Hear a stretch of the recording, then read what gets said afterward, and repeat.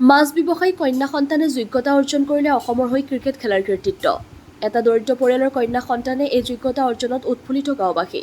এয়া বিটিচি ওদালগুৰি জিলাৰ ৩৬ নং হৰিশিঙা পৰিষদীয় সমষ্টিৰ অন্তৰ্গত অতি পিছপৰা অঞ্চল পুঠিয়াঘাটৰ বাবে এক অনবদ্য গৌৰৱ অৰ্জন।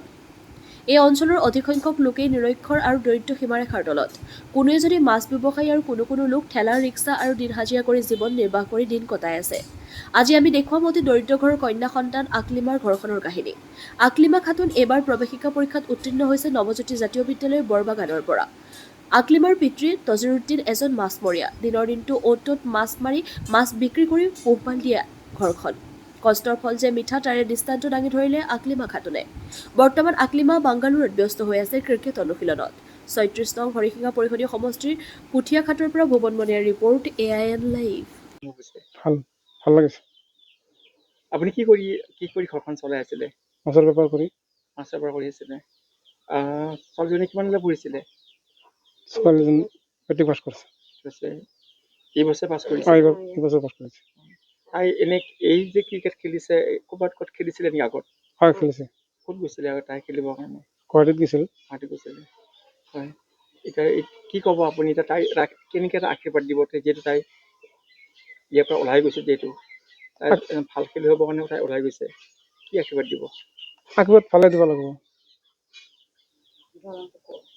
যিহেতু আপোনাৰ ছোৱালীয়ে আজি পুঠিয়াঘাট পিছপৰা অঞ্চলৰ পৰা অসমৰ ক্ৰিকেট খেলত যোগ্যতা অৰ্জন কৰিছে, এটা ভাল খবৰ এটা এই অঞ্চলটোবাসীৰ বাবে, পিছপৰা অঞ্চলটোৰ বাবে আৰু ঘৰখনৰ বাবে।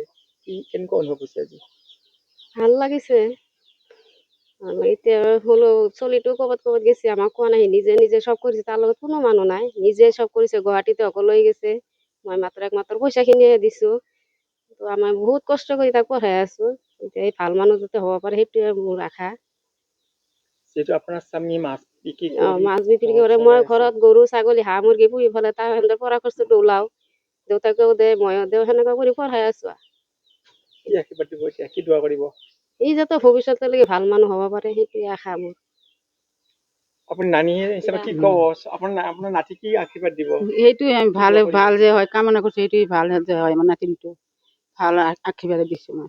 মানে আমাৰ ওদালগুৰি ডিষ্ট্ৰিক্ট হিচাপে আমি লাষ্ট বৰ্ডাৰ হৰিশিঙা সমষ্টিৰ লাষ্ট বৰ্ডাৰ আমাৰ পুঠিয়াঘাট গাঁৱৰ পৰা একদম পিছপৰা অঞ্চলৰ পৰা আমাৰ একদম দুখীয়া ঘৰৰ ছোৱালী এটা যদি আমাৰ ক্ৰিকেট খেলাত আমাৰ গুৱাহাটী মঙলদৈ ওচৰ চুবুৰীয়াত খেলিছে, এতিয়া আজি বেংগলোৰত গৈছে।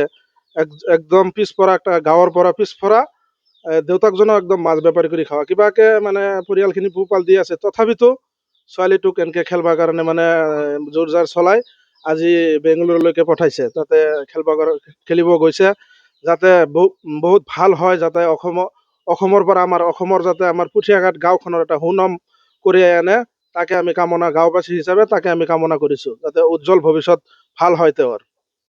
যিকোনো খবৰ আৰু বিজ্ঞাপনৰ বাবে যোগাযোগ কৰক 7896121996।